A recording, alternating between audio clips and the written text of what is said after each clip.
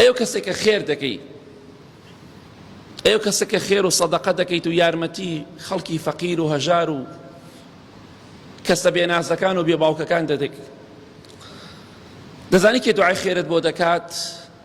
مەلایکەی خۆی پەروەردگار. لە حەدیث صحیحدا تۆ پێغەمبەری خوا صلی الله علیه وسلم دەفەرمێت هەموو بەیانیەک کە بەیانی دەبێتەوە هەموو ڕۆژێک بە درێژایی ساڵ ئەمە دووبارە دەبێتەوە، دەبارە و سەدبارە و هەزار بارە دەبێتەوە. هەموو بەیانیەک دوو مەلایکە دابەزنە خوارەوە سەلامی خوای پەروەردگاریان لەسەر بێ بۆ سەرزەوی.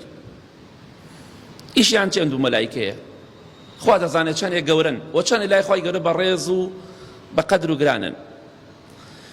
دوو دوعا دەکەن، یەکیان دەفەرمێ اللهم ئەعطی منفقا خەلەفا، خوایگیان ئەو کەسەی یارمەتی خەڵک ئەدات، خەڵکی فەقیر و هەژار و نەبوون، یا ڕەبی خوایگیان ئەو کەسەی دەستی کردوتەوە بۆ فەقیر و هەژارەکان، کاتێکە ماڵ و سامانەکەی دەبەخشێ خوایگیان بەرەکەتی بۆ تێبخە و زیاتری پێ ببەخشە، ئەو شوێنەی کە دەیبەخشێت بۆی پڕکەرەوە.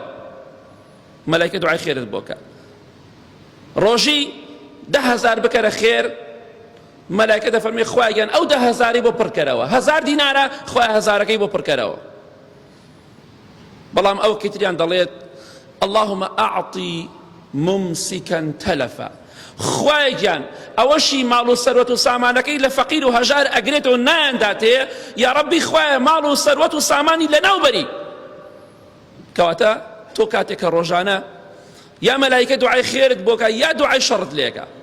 ئەی ئەو کەسێک کە حاڵت باشە، ئەگەر کەمێکیش بێ شتێک پێش بخە بۆ قیامەتی خۆت، بۆی مەلایکە بەردەوام دوعای خێرت بۆ بکە. هەموو ڕۆژێ بڵێ خوایە بەرەکەت خەتێ ڕستی فڵان کەسی کوڕی فڵان کەسەوە، فڵان کەسی کچی فڵان کەسەوە، چونکە ئاگای لە فەقیر و هەژارەکانە. دوعای مەلایکەش بە ئیزنی خوا ڕەتکردنەوەی نییە. جا ئەگەر پێت خۆشە مەلایکەی خوا دوعای خێرت بۆ بکە، ئاگات لە فەقیر و بە هەژارەکان و دەستکورتەکان بێت. لەوانەیەشە بەهۆی دوعای مەلایکەوە یا بەهۆی دوعای ئەو هەژارەی کە یارمەتی ئەدەی خوای گەورە بتبەخشێ، خوای گەورە بتخاتە بەهەشتەوە. پێغەمبەری خوا فەرمووی صلی الله عليه وسلم فإنما تنصرون وترزقون بضعفائكم بدعائهم واستغفارهم. صحيحة لبخاري وغير بخاري داهات ورحمة خوای پەروەردگاریان لەبێت. ئێوە سەر ئەکەون، سەرکەوتنی ئێوە، ڕزق و ڕۆزی ئێوە بەهۆی کێوە؟ بەهۆی هەژارەکان و فەقیرەکانەوەیە. دوعای ئەوانە، ئەوان دوعا دەکەن خوا ڕزقی ئێوەش ئەدات. خوای پەروەردگار بەرەکەت دەخاتە ماڵ و منداڵ و سەروەت و سامانتانەوە بەهۆی دوعاکانی هەژارەکانەوە، بەهۆی ئەستەغفیرڵڵاه و لێخۆشبوونی هەژارەکانەوە. کەواتە سەرکەوتنی ئێمە، ڕزق و ڕۆزی ئێمە زۆر جار خوای گەورە کە پێمان دەبەخشێ بەهۆی فەقیر و هەژارەکانەوەیە. ئەی لوت بەرزی دەوڵەمەند، بەهۆی دوعای ئەوانە خوای گەورە تۆی دەوڵەمەند کردووە بۆیە لوت بەرزەکەت بشکێنە و یارمەتی فەقیر و هەژار بدە.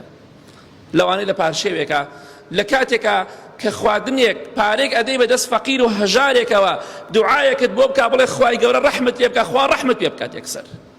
بەکەمی مەزانە دوعای مەلایکە، بەکەم مەزانە دوعای فەقیر و هەژارەکان بەکەم مەزانە، چونکە سەرکەوتن و سەربەرزی ئێمە بەهۆی ئەو فەقیر و هەژارانە کە دوعا دەکەن و لە خوای گەورە دەپاڕێنەوە.